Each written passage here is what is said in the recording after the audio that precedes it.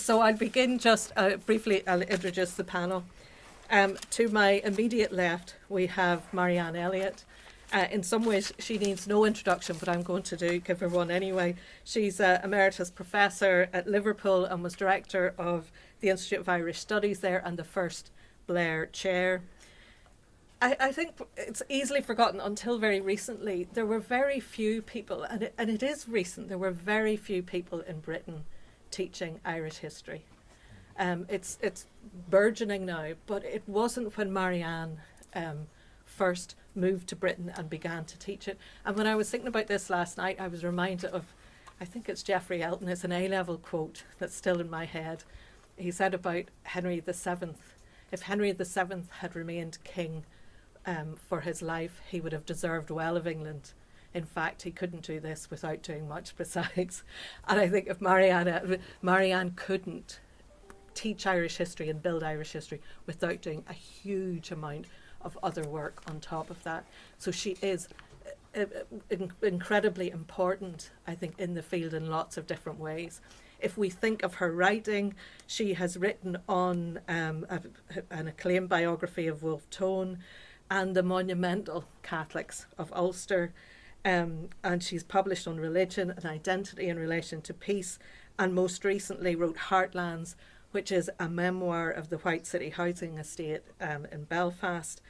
And it is in part a memoir, Marianne's memoir, and an attempt, she says, to capture the lived experiences of people who were often absent from media reports at that time. If you read across Marianne's work, I didn't mention her book on Robert Emmet. It's just so readable and it's packed full of ideas. Every one of them has a different tone, a different audience, and very often a different subject matter. She has immense knowledge and a continuing curiosity. Beside Marianne, we have Kim Mawhinney, who is a senior curator of art at the Ulster Museum. She's responsible for the applied art collection, including specialist areas on glass, ceramics and furniture. Since 2009, Kim has curated the Troubles art collection, Colin Davidson's stunning silent testimony and Art of the Troubles. So I heard Kim saying earlier, Kim and I, we just met a few months ago. It was a particularly ineffective day in the Ulster Museum, trying to meet people and talk to them, but it was the summer and nobody was from here. They were all here to learn about here.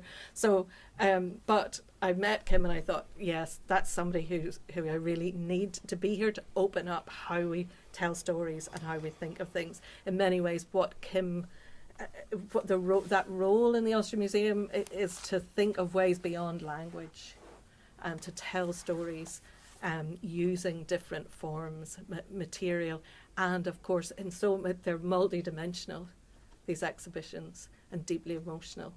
And I thought, and I think you're going to work on music as well soon, so all of these really evocative ways to tell stories of the past. And beside Kim, we have Kate Turner, who's the director of Healing Through Remembering. Kate has worked in the community voluntary sector. She was one of the founders of Healing Through Remembering and has spent the last 2 decades engaging in the challenges of dealing with the past in Northern Ireland.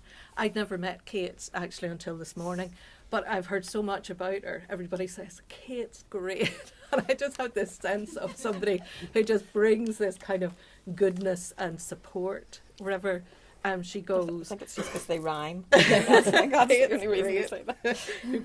You must get a badge with that. And thinking of healing through remembering, it's a very difficult process. In some ways, you think, well, healing, who's against it? But it is deeply political, what stories we tell, how we tell them. And Healing Through Remembering acts as a consultative body. So it goes out and talks to people and represents them.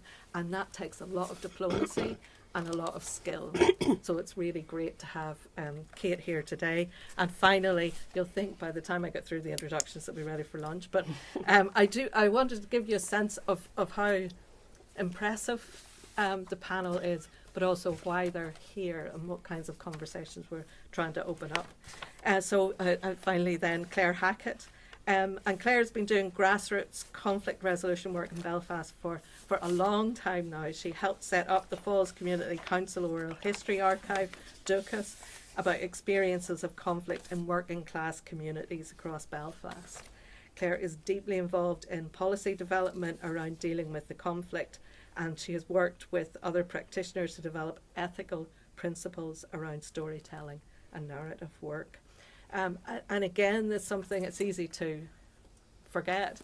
Oral history itself was seen as a very flaky thing until quite recently. Historians were often very dismissive of it. They felt memory wasn't stable enough to create a reliable archive. And so I think we're all indebted to people like Claire Hackett, who, regardless of how people externally saw it, worked away, talked to people, listened to them, recorded their stories, and has collected a really significant archive that I think we're all very grateful that you did that work. So that's the end of the introductions. I'm going to hand over. The format will be that panel members will speak for 5 or 10 minutes, just reflecting on their experiences in whatever way they would like. It's very open. And then we'll see what questions emerge and what conversation emerges out of that. So if we can begin with Marianne Elliott. Thank you, Roisin, for the generous introduction, and there certainly is my impressive co-panelists. And Roisin didn't say about herself that she herself is bringing a very, very innovative approach to trying to look at the troubles through sensory experiences. It's very, very new, and I wish she was. I actually challenged her, said, "Why aren't you talking about this today?" I'm going to have difficulty starting with this because I think I'm probably the oldest on the panel, and I except to say that I come from a very humble background in North Belfast. I grew up in a mixed religion housing estate. I did my first degree at Queen's University and was here when the Troubles broke out. And let me tell you, nobody foresaw the Troubles. The Troubles were definitely not inevitable, whatever you're being told. Then I went to England to do a PhD, and having left Belfast, I was amazed at how tolerant the English were then. Not finding it so much in post-Brexit England, I have to say. But certainly, you know, a working class Catholic from Belfast, I felt was just totally accepted, and particularly since I was working on Ireland's first Republican movement, the United Irishmen. You couldn't, you know, I could never fault them how tolerant they were. But I found terrible lack of knowledge about Ireland. They were very well-meaning, but they didn't know anything about it. And Roisin's quite right. It became something of a lifetime mission. I was only a student then, but started setting up various organisations, you know, to try and, well, largely through Irish history and politics, to try and get it taught. And Roisin is absolutely right. You know, Irish history was being taught in 2 places over in England then. Now it's everywhere, and I mean, I remember one day with Roy Foster, way back in the 1970s, we sat and had a coffee, and I said to him, it was 1976, I said, "You're the only one I have to talk to about Irish history. Surely there must be some other people in this country. Why don't we try and find out?" And we started a thing called the Conference of Irish Historians in Britain, which is still going on today. It's lovely to see how many people holding chairs and lectureships in Irish history throughout the British university system. I also, for a very short time, because I helped set up the British Association of Irish Studies, and then at the time of the Anglo-Irish Agreement, it was kind of rather funny, because the then government didn't seem to know an awful lot about Ireland either, much to my surprise. So those of us at the British Association of Irish Studies started advising the government kind of what it could do. And one of the things that came out of it was they wanted to be seen to be doing something to promote Irish studies in England. So we did a big report on that, and a lot of things came out of it, including the setting up of the Institute of Irish Studies at Liverpool University. My missionary, and thank God I never became a nun. I kind of, out in the mission. But the missionary element, because I love this place, I was broken-hearted by the Troubles. I grew up in a mixed religion area. How on earth had this happened? How did we end up kind of, murdering each other and blowing up, these same kind of people that I'd grown up with. So I became involved in a thing called the Upsall Commission, 1992 to 93. Totally funded. It was non-government funded, so we talked to absolutely everybody, including the paramilitaries and ex-prisoners and everybody who was anybody. I spent a lot of time talking to Sinn Féin then, and even though I would call myself a nationalist, not a Republican, and people seem to forget there's a difference, I was convinced that Sinn Féin did really want to be taken serious as a political movement, and the councillors, Sinn Féin councillors who were already working within democracy, were very, very different to the armed struggle people. And I wrote that part of the report that said, look, if they really mean what they say, they want to get into kind of normal politics, we should at least give them the chance.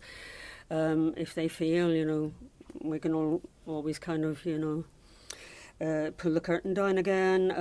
And I'm very proud of that, because we were right, even though at the time I was very obviously from a nationalist background, from a Catholic, and at the time, because I was the one that presented that piece of the report to television, and I was absolutely slated, even in the Irish news, saying, oh, she's written about Republican wolf tone. She would say that, wouldn't she?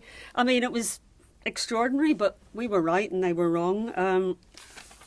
But in my own research, it was quite a turning point for me, because it's very, very, very humbling talking to the victims of the Troubles. There were times during those meetings that I just couldn't believe the people that had suffered so much were still willing to work for peace. And it did change. I'd been an 18th century historian until then, and it totally changed my focus. And out of that came a raft of books.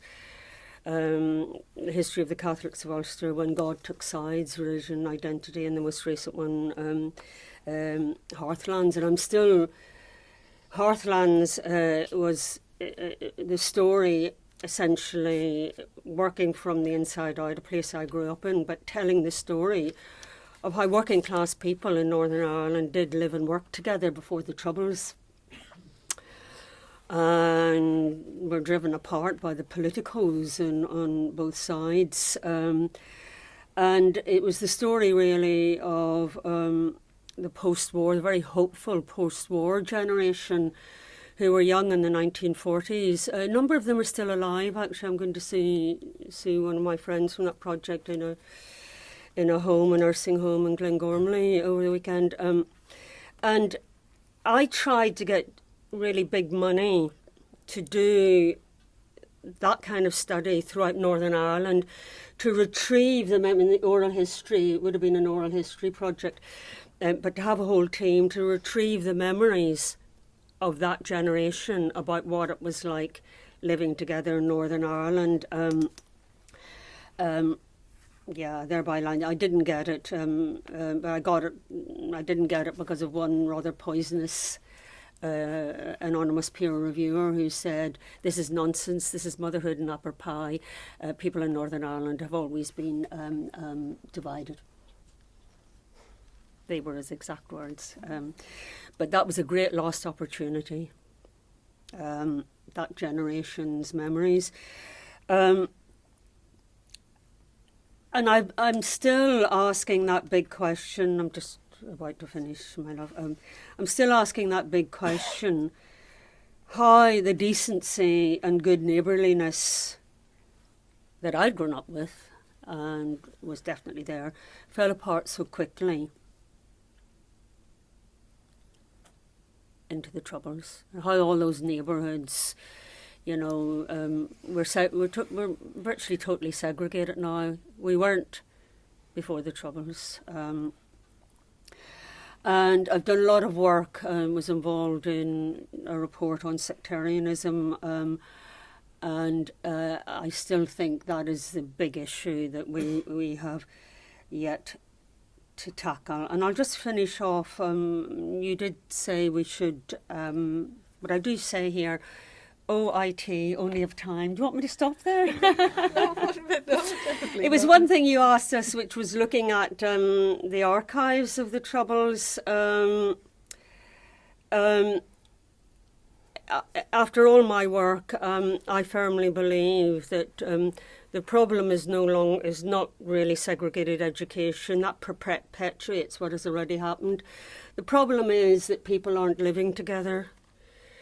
And you get hothouse, one culture communities, and that's what you're brought up in from your birth. It's too late by the time you go to school, and that is still, you know, to me the big issue here. And you see all around Belfast, which I know best, the shameful neglect of mixed spaces, what used to be the mixed spaces when I was growing up. Just you go to, you know, the Royal Avenue area and over around, you know, and that was a vibrant mixed space when I was growing up, and that's just one example. Anyway, mixed space. Oh, that's fascinating. Archives, okay. It's fascinating that search for neighbourliness. I think Anna Bryson actually is doing a piece of work on Mahara in the 1950s.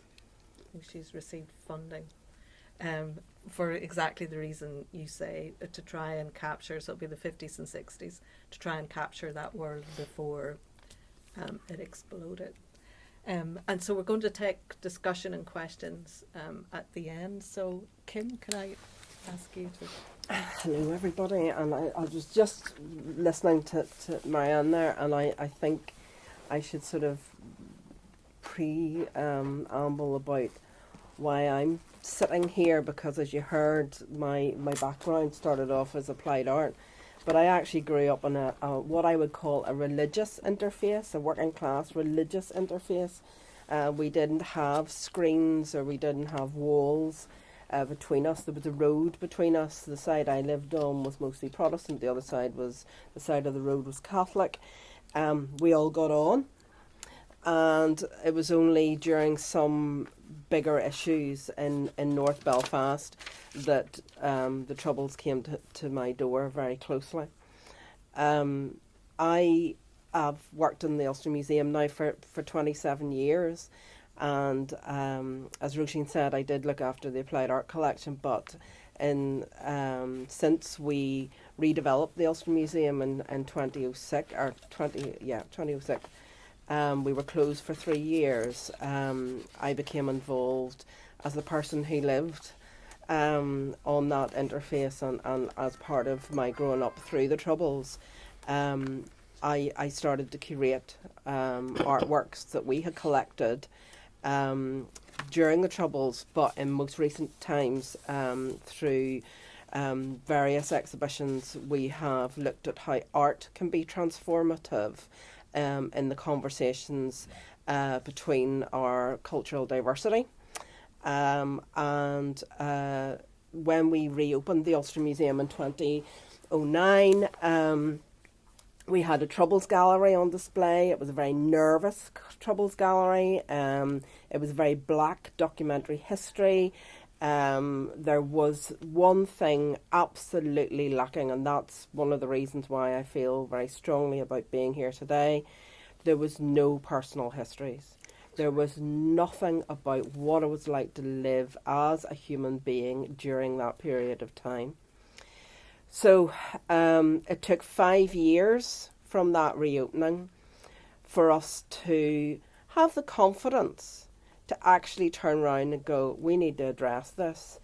And in partnership with Wolverhampton Art Gallery, we developed the first Art of the Troubles exhibition. It was the largest scale exhibition. There was 50 artists. There was over 65 artworks in it. Over 60,000 people came to see that exhibition, which was unheard of. The only thing that ever brings that to the Ulster Museum is dinosaurs, moving dinosaurs, I hasten to add. But 60,000 people came to see whether their story was represented on the walls. And we took it very much as an approach that it was a fine art exhibition. We didn't put in political, prison art. We didn't have propaganda. There was no posters, no mural art. It was about artists who had responded in their artistic practice to what had happened to this place. People who lived here, people who came here. And I think that was one of the things that the public couldn't believe, that artists who had, in fact, Ken Howard, one of the people who was commissioned by the Imperial War Museum, died about 3 days ago, and he did the Ulster Crucifixion, which was one of the most commented on pieces in the exhibition. But the feedback from that exhibition, we asked the public how they felt about this, and I cannot tell you how they responded. They wrote thousands of responses, long responses, about how this was able for them to have conversations about these difficult histories and personal experiences that they had had. And they could do this by looking at the art that was on display in the building. Now, the next year, I was very, in a sense, I feel very privileged to have been part of this, and this is where it comes with Marianne saying about talking to the victims and survivors of the Troubles. And I'm completely humbled by how they can continue in their lives with the loss that they have had during that period. And I worked with the artist Colin Davidson and curated the exhibition Silent Testimony. Both Art of the Troubles and Silent Testimony had over 60,000 people coming to see them.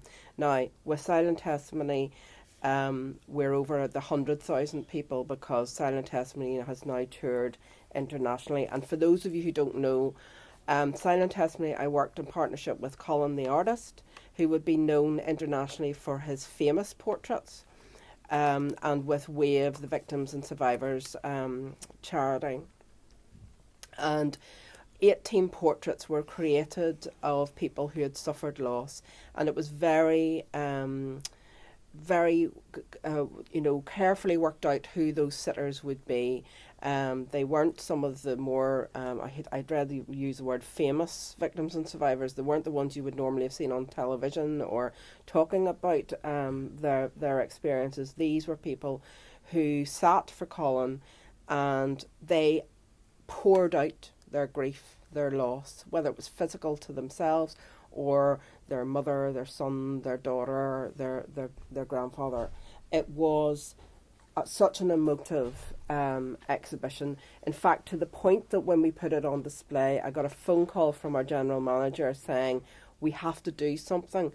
We had the How to Train Your Dragon Cressida Cowell exhibition, and children were running through the gallery with their Viking swords and helmet, and people were just walking around each of these portraits and reading the story, which was devoid of the perpetrator, the religion, or the background of the sitter. We stripped that away very purposefully, that this was about human loss and common humanity between those sitters. And it has reflected so much that it is now travelled. Both exhibitions have travelled internationally. But Silent Testimony has had such an impact because this is a universal suffering of loss. And it's been to the UN headquarters in New York, it's been to Paris. We're very proud of being part of this experience, but again, I cannot tell you the reaction that we had to that exhibition. But in a sense, I can, because one of the things I thought I would do today, just to finish off, would be read out some of the responses to give you a flavour of how art can actually help us move forward and allow us to think about what happened and to give us the freedom of expression and allow the public that freedom of expression to feel that hurt and get it out of their system. So these were visitor comments. I'll be quick because I literally have thousands of these. This was silent testimony. I ended up in tears sitting here in the half light, the testimony of the hurts of war on these strong human faces. This is one of the most powerful exhibits I've visited in quite a while. The eyes of each painting will stay with me for years to come. The personal stories attached to these paintings felt as if you were standing face to face with the person. Yes, this was an answer to, did the portraits and personal stories in the exhibition affect you? Yes, I'm still a bit taken aback. I've just finished looking at each person and reading their story. I feel like crying. I feel sorry for each person's loss. I'm thinking only why my words aren't adequate. With the Troubles, the Art of the Troubles, this is a quote I use all the time. Art can tread where words and politics often can't. Paintings work powerfully and capture what words fail to. It made me realise the value of art in this context. We are inured now to the Troubles, even I suspect slightly proud of them. They lose their shock value with time, but some of these artwork present old tropes in a new shocking way. For example, there was a print of the Shankill Butcher's knives. And finally, art is always a viable discourse for discussion. It can portray themes in a relative light without bias. Thanks. That was fascinating, thank you. And there are themes coming out of it, but I'll pull some of that together as we go on. It's totally fascinating. Thank you, Kate. Hi. As has been noted, Healing Through Remembering has been around for a long time, but we need to be honest in saying that when we set ourselves up, we thought we were going to be here for 18 months. And we kind of saw Healing Through Remembering almost as a question rather than an answer. And it was that imperative to say, what if we have to remember, we're going to remember, but how can we do it in a way that is healing for individuals and for society? And we find ourselves 24 years later still asking the question. We look at a number of different areas and strands. The one that's particularly relevant today is the one around stories and oral history.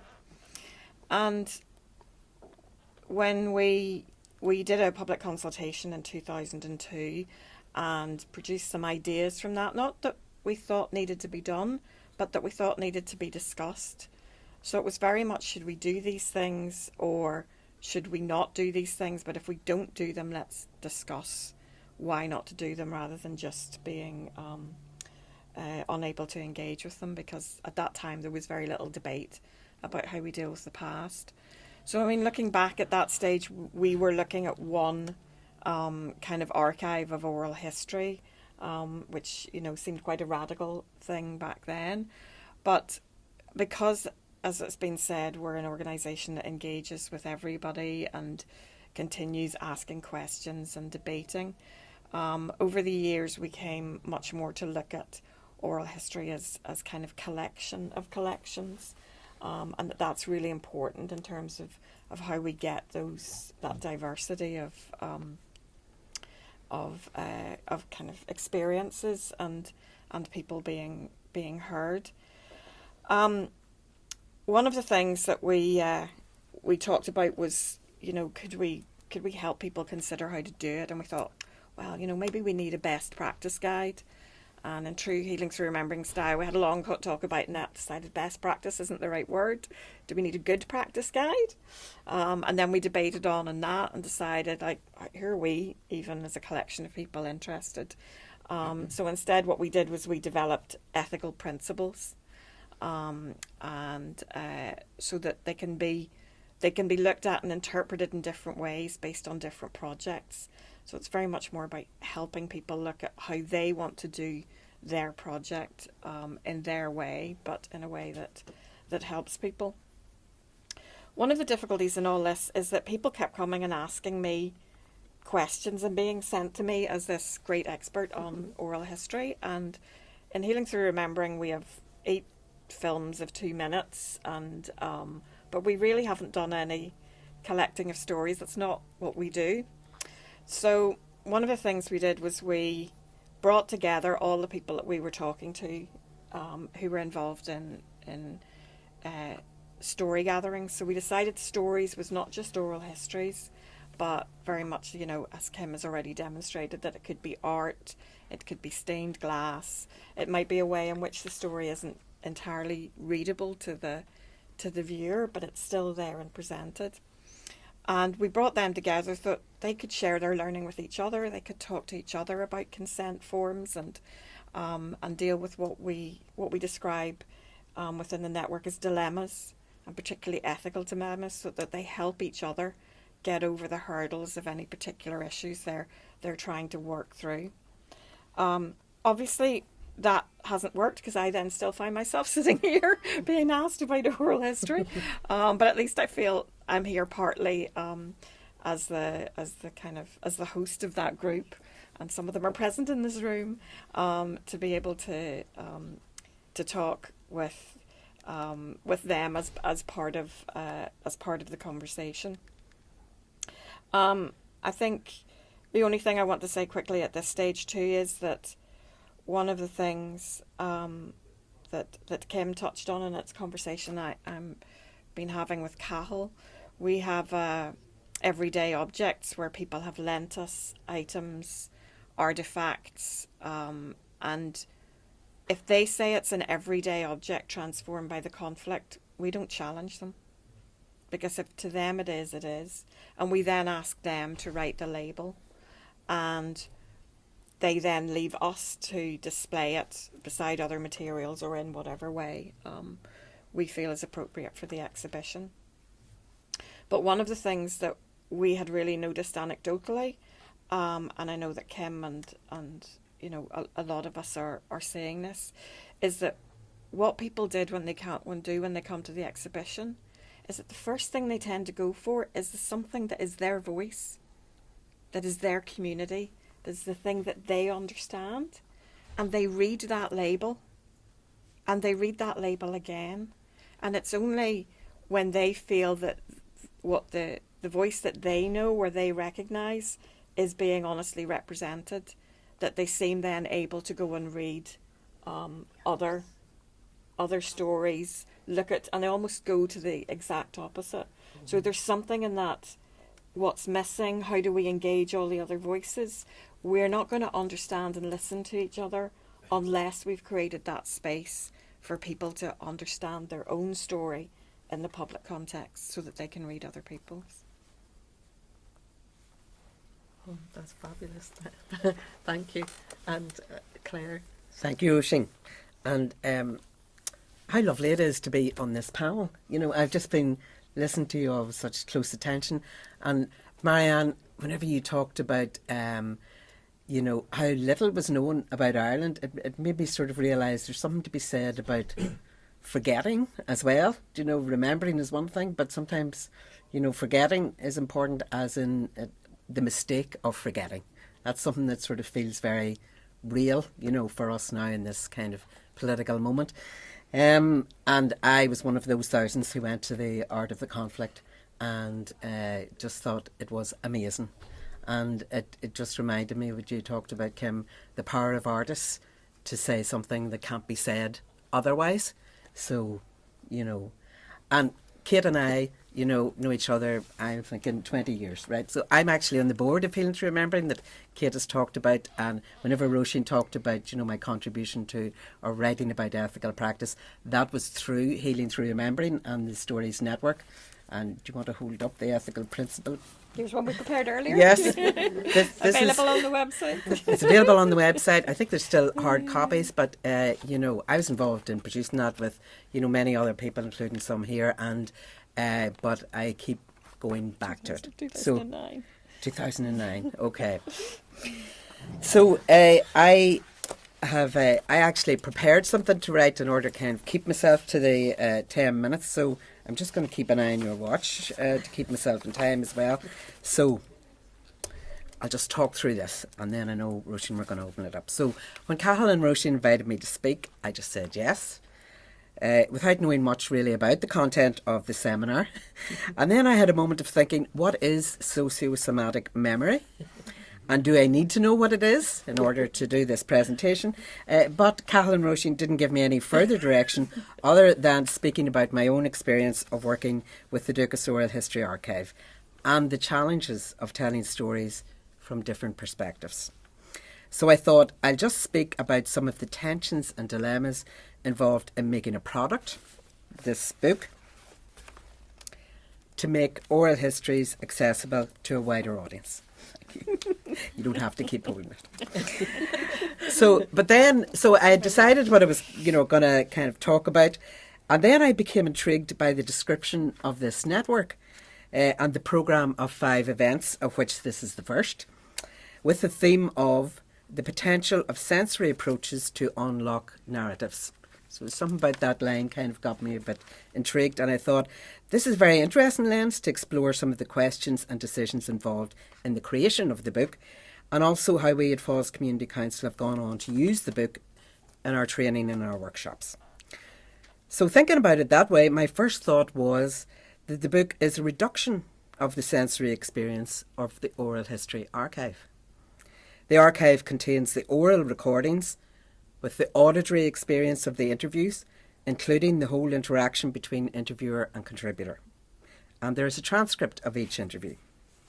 I could give a whole other presentation on the process of creating transcripts, the guidance we attempt to give transcribers to get a first draft, guidance which has changed over the years, the long process of correction to arrive at a transcript that tries to stay true to the recording and also give the contributor back a transcript they are proud of. I will not go into that, but I can tell you that I remain ambivalent about transcripts. Yes, they give greater access, but they are also fraught with dilemmas and involve a huge amount of work. So, my first musing about this book as a way to unlock narratives was about the contraction of narratives in this format compared to the archive. But then I began to think about the physicality of the book. And I am a person who loves books. And I remembered that in creating this book, I had a lot of discussions with the designer about what it would look like, the size of it, the weight of the paper. And I also commissioned an artist to design the front and back cover. And I'm not alone, of course, in liking books. You may remember when ebooks, Kindles, first came out in 2009, it was widely thought that they would replace physical books. But this has definitely not happened, and now more books are produced and sold than ever. I also remembered how this book came about. It was definitely not my idea. The book is a culmination of a diverse partnership of 7 community organisations across Belfast, representing working class unionist and nationalist communities who experienced the impact of the conflict most heavily. Those groups worked with Falls Community Council to gather interviews in their own communities, and they now each have their own collection within the Dúchas Archive. That project took place between 2012 and 2014 and was funded through Piece 3.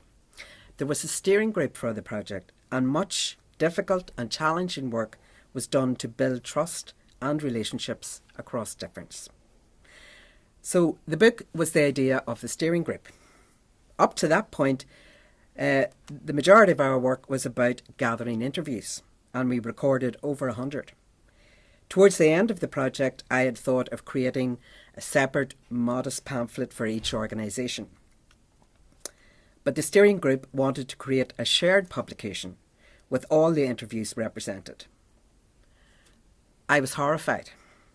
I could instantly see that a book was a much more substantial undertaking, entailing a huge amount of work in the time we had left. And I worried about the challenge of gaining consent from the contributors to hold all those different perspectives and experiences of the conflict in one place. I knew how sensitive the stories were.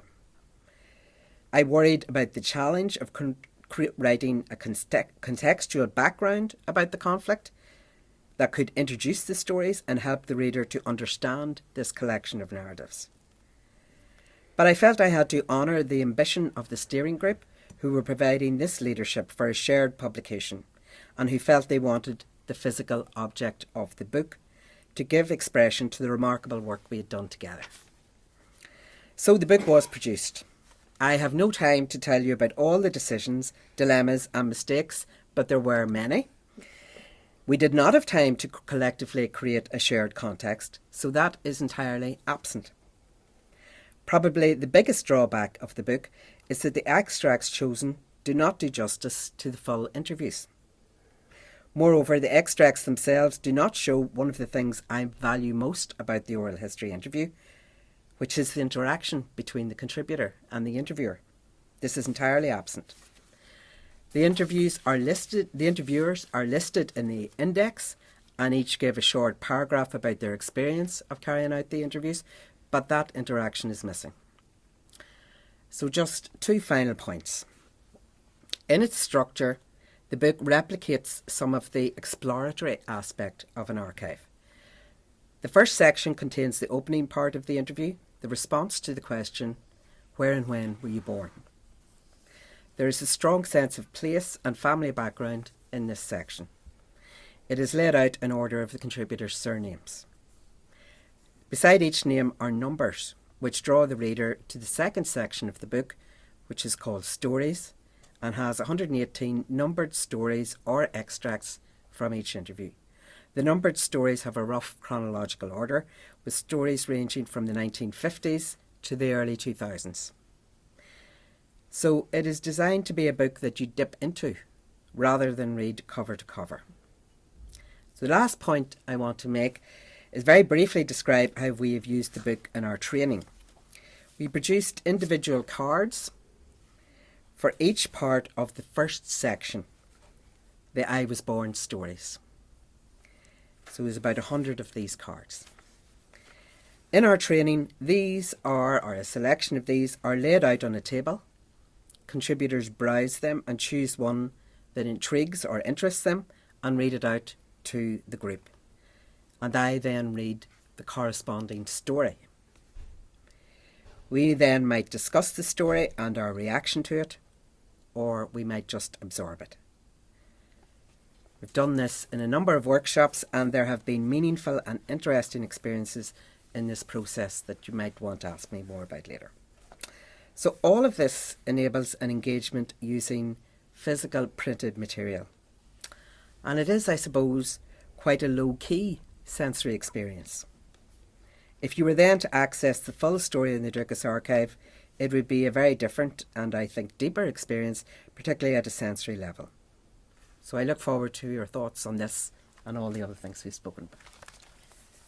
Thank you. That was amazing. Can we just give a panel round of applause at this point because I feel like I want to applaud. That was just a stunning series of reflections, and there are threads. I feel I should probably explain sociosomatic. I didn't put it in the title of this because I thought nobody will turn up, but it is of course the title for the funding network because it's a great word. It's the impact of the society on the body.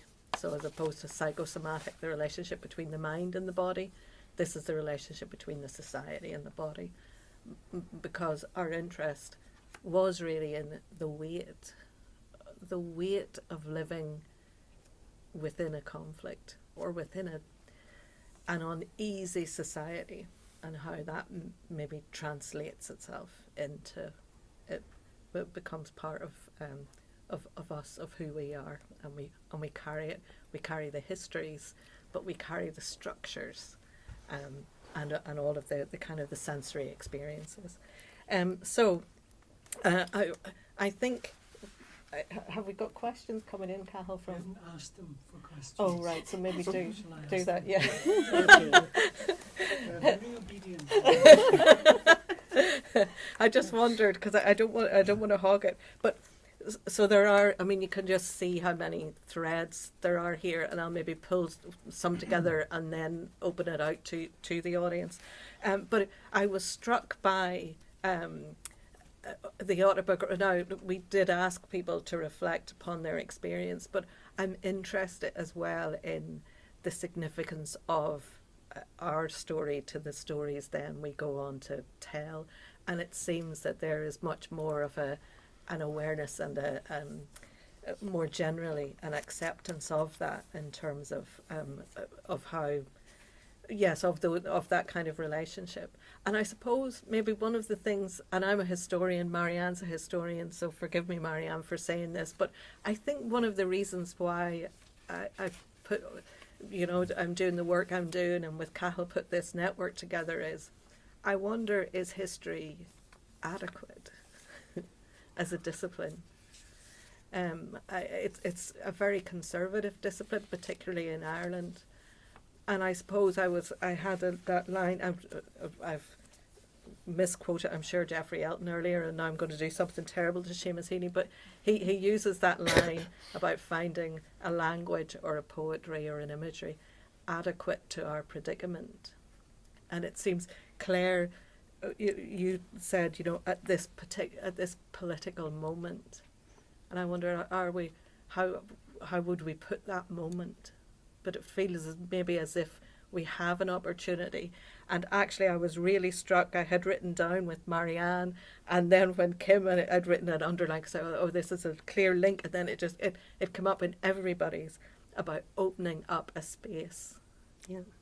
And I thought Kate's point about people going to the exhibition and looking for themselves, and then it's like, right, okay, now I can trust this, because I know about that, and they've got that right, so I can trust something else. But opening up a space in which people can understand their own experience, I thought was a really powerful way to put it.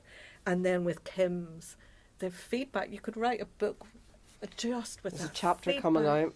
Oh, their Rutledge language. Handbook to the Troubles. Oh, and they say words aren't enough. Words aren't adequate, and I suppose, and that again, as Claire has said, and the written word is certainly what what Claire is suggesting. It's killing something. I've done a couple of interviews with people from the deaf community, and if I write that down, it is a translation of a translation. I'm using language that wasn't, and I couldn't speak their language. So the medium clearly matters, I suppose, which is why in some ways we put this panel together. The medium, the audience, the gaps, the ellipses. Marianne talking about how the history that's written perhaps overwhelmed the story of ordinary communities living their lives before the Troubles. There was no room for that in order to try and understand the catastrophe. It's not that, maybe that story needed to be written first.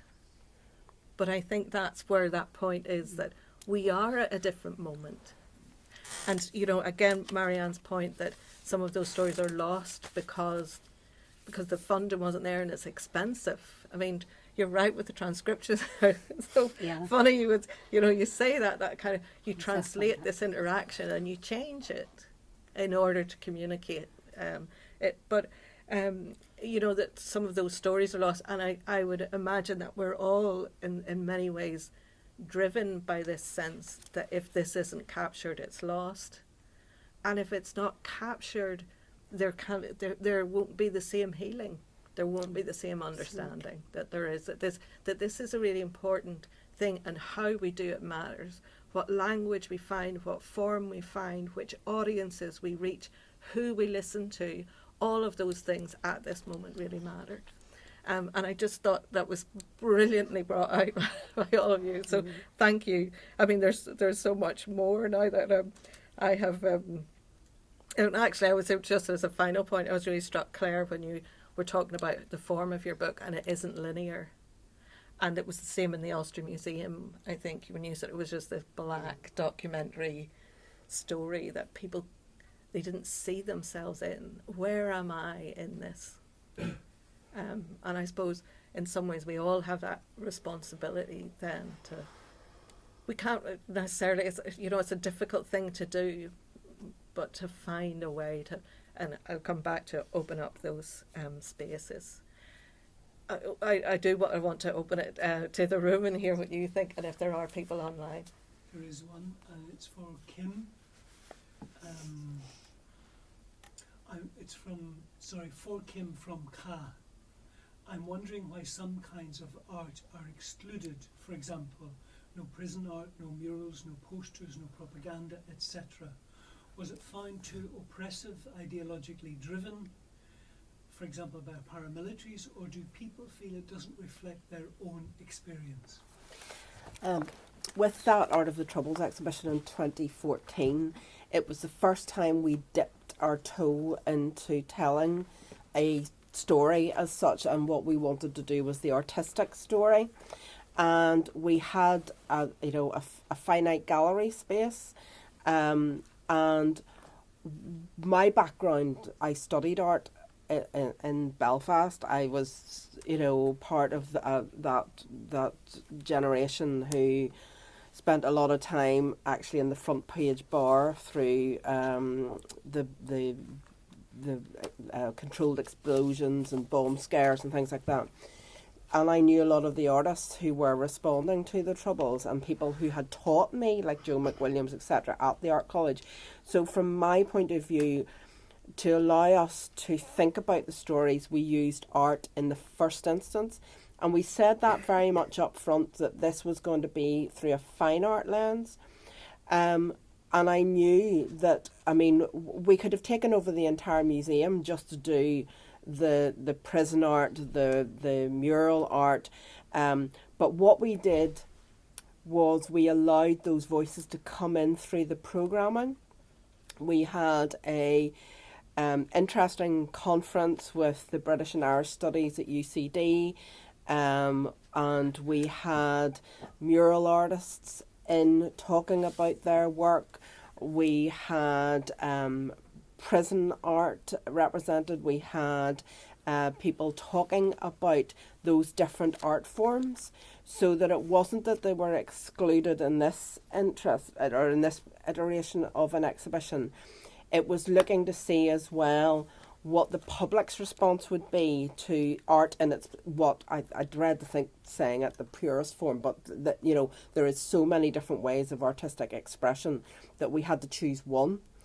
But if you go to visit the Troubles Gallery now, through the experience that we had with Art of the Troubles and Silent Testimony, we had the confidence then, when we did the Making the Future project, to go out into the community to collect material from those communities. And if you go into the Making the Future, the Troubles and Beyond gallery now, as it is, this is the second version of what we had when we reopened in 2009. It contains objects and contains political posters, it contains prison art, it contains all that sort of ephemeral art as much as the objects of the Troubles that we would be slightly familiar with. So we knew that this was a way that we were getting feedback that people wanted to see prison art, they wanted to see the propaganda, they wanted to see political posters, and then we knew that it was timely that we were able to relook at the Troubles Gallery and develop this new where people had their voice heard. I just want to say one thing. When we did Art of the Troubles, I remember someone saying to me at one point in our senior management team, is this reflective of both sides? Are there like 50%, Catholic artists and 50% Protestant artists? Now, most artists, don't necessarily fly their flag for one religion or the other. Yeah. And they, we were getting people from England that were responding to the Troubles. But the response to that sort of questions I love was the fact that most, like 99.9% of all the people who were responding to this exhibition were saying this was exactly the way that they wanted to talk about the Troubles, and they were able to talk to their generations and their children, etc. about it. The only small tiny bit of negativity was we had a few responses that said, well, this was obviously curated by a Protestant or a loyalist, or this was obviously curated by a nationalist Republican, and they evened out. So we obviously had done something right, that we could be accused of both, which I thought was really important. I think also it's important to say that, you know, when at the time that you did it, there had already been the Linen Hall Library's, you know, poster collection, which was a lot of the political posters, but all sorts of other posters, and there's all the books, you know, Bill's books on the murals, and but so much of the fine art was sitting hidden in Wolverhampton in that incredible collection that it sounds strange to say, but that you were shining a light on fine art, because that was the bit that hadn't been seen, that had been done and been hidden. And it sounds like a crazy thing to say, doesn't it? But that you were actually shining a light on the stuff that hadn't been seen, a lot of it since it was done, you know. And also, art, as I probably said before, is a personal, you get a personal response to the artwork. And, you know, people were looking for their voice. I mean, we have people come into the museum that would never come into the art galleries. But when you say Troubles, they go, well, is my story, or is my version of what I grew up with going to be shown on the walls? And that's why it was so important for us that we got that, you know, complete balance. Not purposefully. It was because the public could see their narrative through the eyes of an artist. Paul, what is your question? All fascinating, absolutely wonderful. It's been very interesting to see there's been an evolution of confidence, particularly over the last decade, and some of it came from work that came through looking at the period we call the decade of centenaries, and so forth.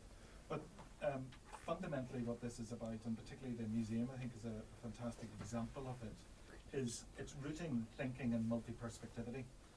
It's recognising there isn't two sides. I mean, the binary nature of thought is so destructive. We are seeing that so far in why today.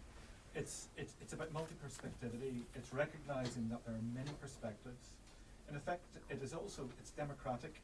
It's realising we live in democratic societies where we have people with opposing views and thoughts to you. So how can we create a space, an agonistic space, rather than an antagonistic space, within which we can have that dialogue? Art has been so powerful through all of that, and the work that Kim and the museum have done has been absolutely wonderful. But also through the decade of centenaries, we've seen groups like Kibosh tell, through plays, stories. So you would have Lawrence McKeown, a hunger striker, ex-hunger striker. I have it written down. I went on Sunday. And you know, through his plays, play out to different audiences who would perhaps come from purely unionist or purely nationalist backgrounds, and being confronted by the binary nature of some of this, and then enter in discussion with Lawrence and maybe someone from a loyalist perspective about their unique and different experiences. So, you know, there's an evolution of thinking that has got us to where we are now. And one of the challenges I have, because my organisation funds heritage projects, and we've just given money to the Falls Community Council to tell the story of the Troubles in that area.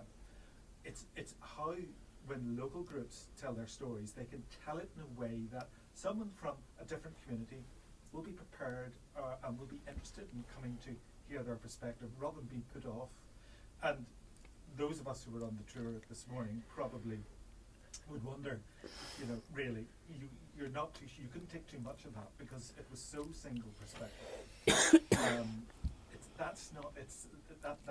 We need to create, we want people to be able to tell their honest and true story.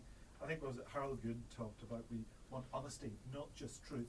And whenever it comes to individual perspectives, they will tell you their experience, and it'll be true because that's what they experience themselves. Or it'll be, but is it being honest in terms of where that is situated in society as a whole? So I see this as a democratic project, and and so important for a society that is to move on and to find the stepping stones of democracy to take us to a better place. Can I? Sorry, I'll just briefly summarise. We don't have a mic in the room, and so I'll just yes. I'm sorry, I won't do any justice to it, Paul. So I'm very sorry. But Paul Mullen from the Heritage Lottery, I suppose is also the perspective, but that we have learned, particularly through the decade of centenaries, so that there is increased competence in the area, in this area, and that shift, I suppose, to the multiple perspectives. So not two communities, not can you count the heads in the exhibition in the Ulster Museum and make sure you have equal numbers. It's about different perspectives, being allowed to speak and being listened to, and finding a kind of a democratic process that allows that to happen. And I think that is a difference, isn't it? It seems to me that's a step change from the shared history and the shared past. It's like, it's okay to disagree, because we do. And we can see that kind of really polarised, the way in which debate has become very polarised across the world, and particularly, well, in the West, around Brexit, around vaccines, so that this kind of the culture wars, that actually it isn't easy to find a way to really listen to each other. Sorry, that was me, that wasn't you, Paul. But I was struck as you were talking about that actually it's not that we're moving seamlessly towards that. So everybody has a job to do to try to keep those multiple voices in place. And sorry, Claire, and then Marianne. Just to respond to Paul, and thank you. What you say about honesty, really rings a chord. I mean, that's actually, I think there's 20 principles that we developed in the Healing Through Remembrance Stories Network, and one of them is actually called the principle of honesty, and it is about having a commitment to sharing the stories, in the context, representing properly the story. Whenever you are taking extracts, and you're aware of what the whole interview is or the whole story that you've heard, that extract won't be taken out of context. I mean, that's one of the principles that are there. And then the other principle is, and in some ways I suppose that would lead you, I've talked about this before, that would maybe lead you to thinking you can never take an extract out in order to be really true to the story. But then there's another principle that talks about the importance of meaning making. And, that's where we need to do all of that work of engaging with the stories, whether it's taking extracts, but being true to them as well, and the principle of education. And that's, certainly you're right about the challenge of how we do that, in community as well as in society as a whole. And I think also those, there was a whole set of principles around the decade of centenaries, and that gave us a lot. For remembering and for that particular use, which were, and particularly you can read my PhD if you want to know more. Belfast City Council used them to reimagine the City Hall in a more plural way. But interestingly, in talking to Marianne earlier today, she described how Belfast City Hall pre the Troubles felt like a much more plural space than it became during the Troubles. So, we see this is how memory changes, this is how history and everything changes, but we need to, Hannah Arendt asks us to be active citizens, and we have to be continually engaged and challenging, I suppose, the thinking constantly and challenging ourselves, and that's the space that we should need to be in. And you wanted to come in, Marianne? But I'm conscious that I think I'd almost rather let people from the audience, although it does follow through. Maybe just one quick question to Paul. Yeah. Paul, we were both on the tour this morning.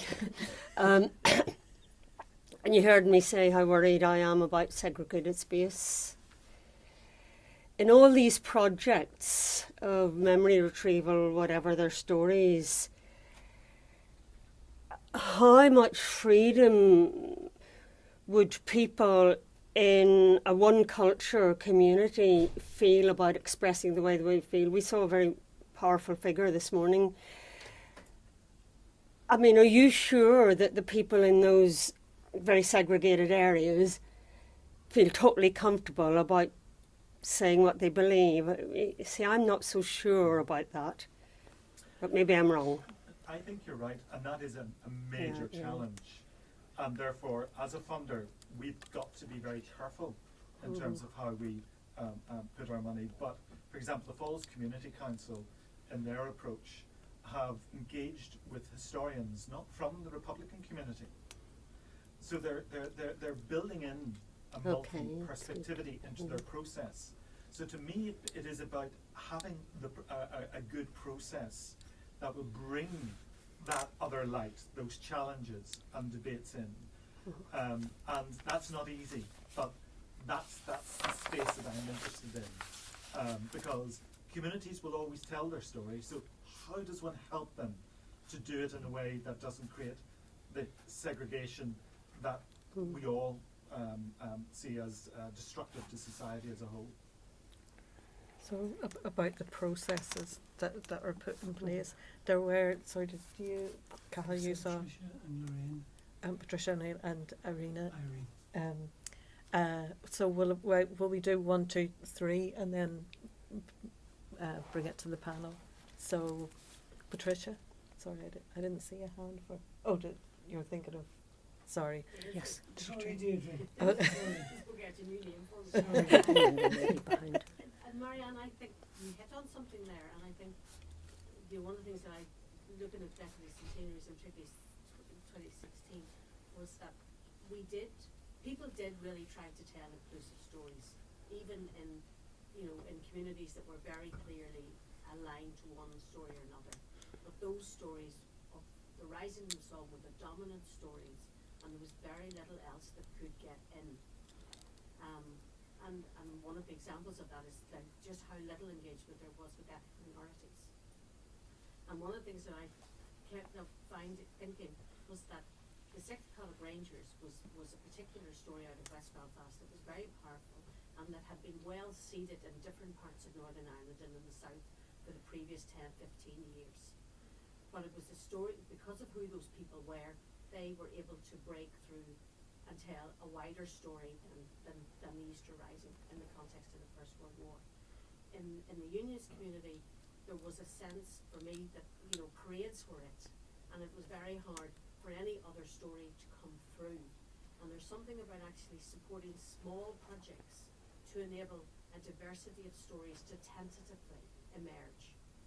And that's not for 1 minute taken away from the good work that people like Belfast 16 did in terms of the rising and the complexity of that story and trying to broaden it. But to get the diversity, we need to be very sensitive. This is more yours. Well, no, yes, I think that's fascinating. Very, very well put. As that in 2016, despite and there was very good work as you say around inclusivity and telling multiple stories, that actually those big narratives of the Easter Rising and the Psalm dominated, and actually the key, as you're suggesting, is smaller, maybe kind of fragile little, helping these stories to emerge, supporting those smaller stories in the cracks and crevices and beyond the big political ones. Because the capacity is very variable. But the other thing, if I could just add, is that one of the things public history did was that people sat in rooms like this with the lights dim, and that became a safe space for people to explore each other's history. And one story said to me that what was happening was that the audience were having conversations with each other, mediated through the chair.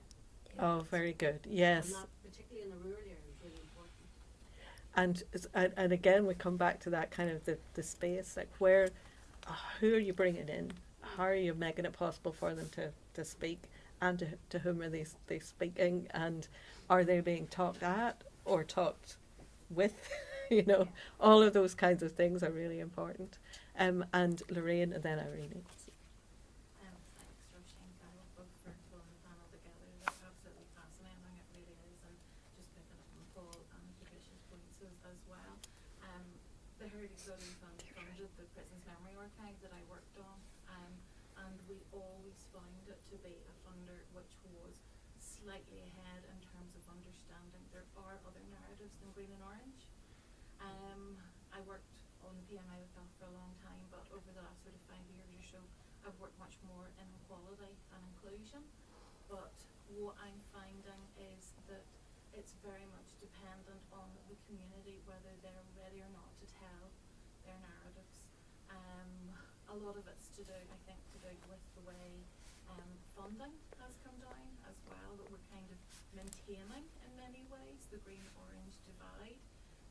But the voices around disability, around LGBTQ+, ethnic minorities, they are becoming stronger, but there are not the outlets there for oral histories. So I suppose my question is to any one of you is, have we captured enough oral histories on that basis of green and orange, or is it now? What is the future? How do we kind of, whilst recognising we can't ignore the politics, so they're always going to be there, but how do we start to present that more inclusive narrative now, really thinking right across the board that we are human, that's what we want to move towards, and it's a question to anyone, please.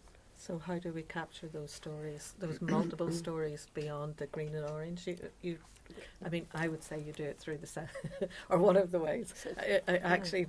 One of the things that has been really interesting about talking to people about their memories of the Troubles through the census, the idea really was to move beyond that big identity that seemed to determine so much, and to talk to people from different communities and with disabilities, and as you say, capture something of the human as opposed to the internal experience. And actually, it struck me listening to everybody on the panel. It seems to me, if we're at this, and it does seem we're at an important moment, that actually the turn has been to the personal. In everybody's work, I think that has come across, that there is a turn towards the personal stories. But that, I don't know if that answers your question, Kim. Yeah. I absolutely take your point, and it's something that I feel very strongly about. And part of the process that we're continuing to do with the Troubles and Beyond gallery is to look at those other stories from LGBTQ+, from disability, and it's how people were affected during the Troubles. But one of the things I think is really important, and this is a personal viewpoint, is that while we had the horrendous situation that was going on, we all had our own lives, and we were still living our own lives. And there is ordinary stories there that might have a touch on something to do with the Troubles, but it's actually, we were community. We were people who were living together, as you said, before the Troubles, during the Troubles, and now in this post-conflict so-called society. But one of the things that I have picked up on recently, and this is only just one, and I'm sure there's plenty of other types of research projects. Acts of Union is a research project within Queen's, and it's looking at mixed marriages. And I come from a third generation of mixed marriages, okay? So I've been there, done that. And they came and talked to us as a museum about how we can be part of the process in this. And they weren't just talking about Protestant and Catholic. They were talking about North-South. They were talking about ethnic groups. They were talking about, the fact in Northern Ireland, until quite recently, our, ethnic mix and cultural diversity was pretty limited. But now this group of people are looking at that and wanting people to tell their stories about what it was like, perhaps to marry African American in Northern Ireland in the 80s, you know, and you know, still the green and the orange there, but you know, much more broad in their.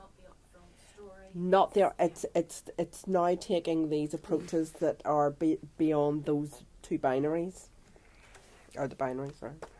And I think what's really interesting about that project, and if you look at, you know, if you think about mixed marriages, or you know, any of the other, if you think about people who don't quite fit, and in fact make a decision in terms of mixed marriages, that they're not going to fit, that they're not going to, you know, that they're going to resist.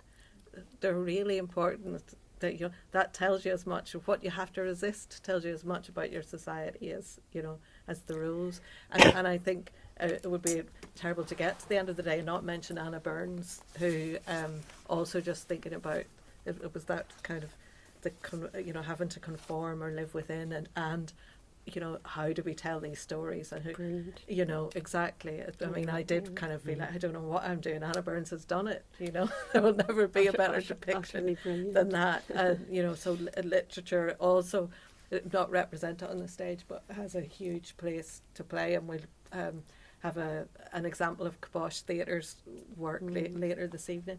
Is there time to respond, or are we finished? Oh no, we'll respond, and then one more question. Yeah, but this will bring oral history and memory retrieval into it.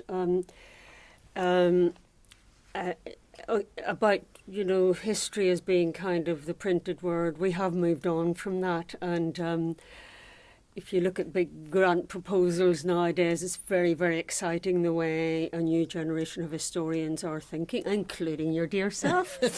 But when I first used the whole idea of oral history, you know, of memory retrieval, I was very shocked at, like, you know, I looked at the literature, you know, the people that are supposed to be the experts in this, and I was a bit shocked the way an awful lot of oral history was being written up, particularly by, if you look at an awful lot of the studies of the Troubles and what was going on in Northern Ireland, written from the 1990s up until almost quite recently, they would go in with a set of questions that either their programme leader or they themselves had drawn up.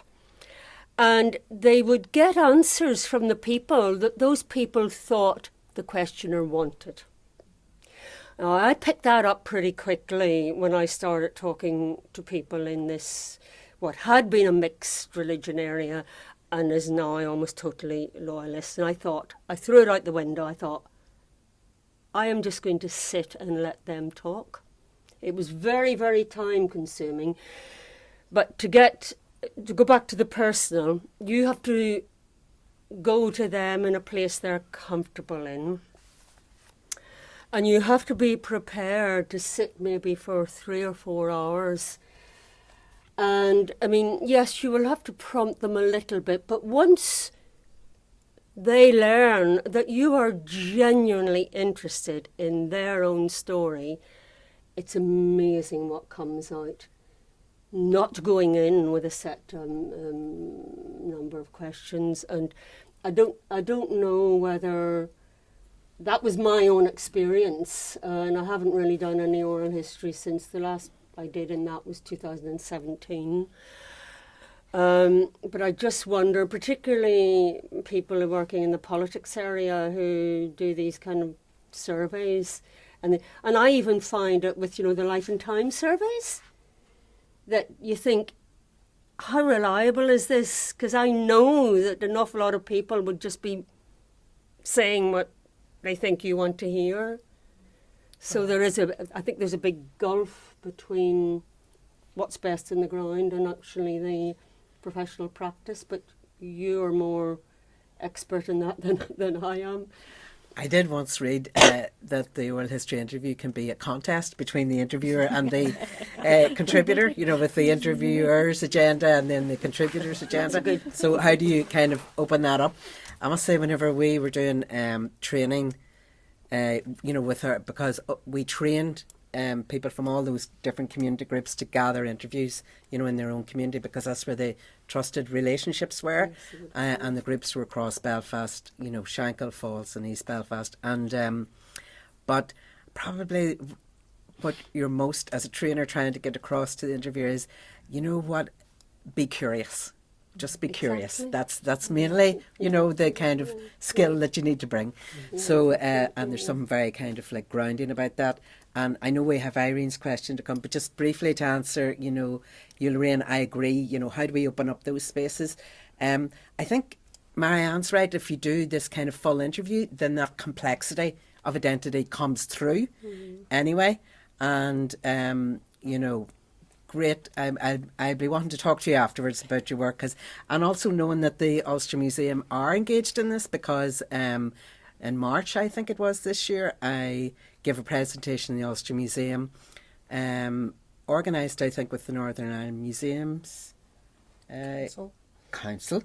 Trina invited me to do it, and I was speaking about LGBTQ experience of the conflict, and you know, my own experience of working in Lesbian Line for 16 years throughout most of as a volunteer, and you know, sort of bringing that story in as well. So you know, I know that work is happening.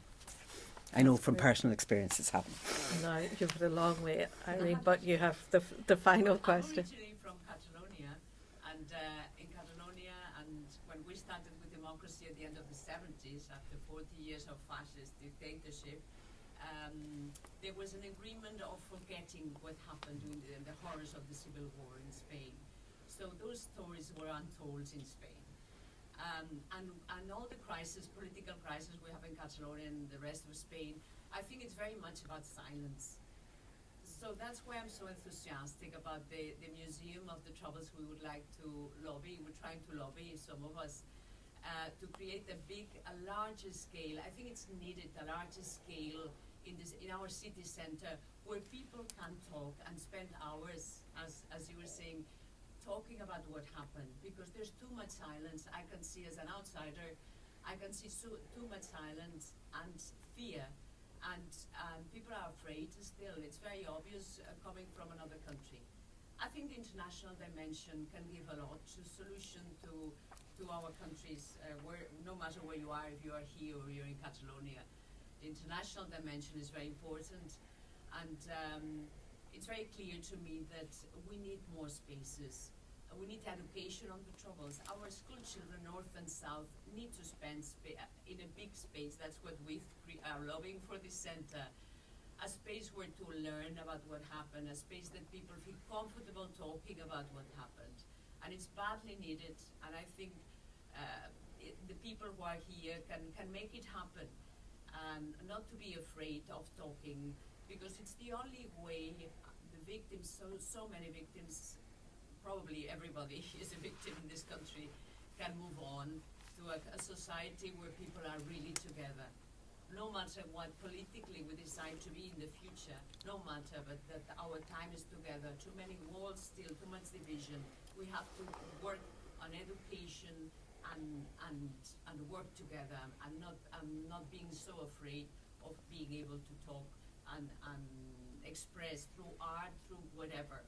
So what all different initiatives are doing are absolutely wonderful, but we need a much bigger space in our city centre in Belfast. It's terribly lacking. I think it would be very good. Certainly come from a Catalan person I am, I really think it is very, very needed, badly needed. And we need our efforts, everybody's. Okay, thank you. There's a couple of one's observation from Pauline, and it was Marion just confirming that idea of the huge loss that would occur, and you mentioned Anna Bryson and Maharan, but much wider than that. If those memories from before the Troubles are lost, that will be a huge loss. And then the question from Brian, and this is the last one, is that given what you said, Roisin, about the weight and the structures of trouble being carried through sensory experiences, do anyone on the panel know of any other international examples where maybe some of this groundbreaking work is done? Anyone on the floor maybe know of any? Potentially Colombia. Columbia. Mhm.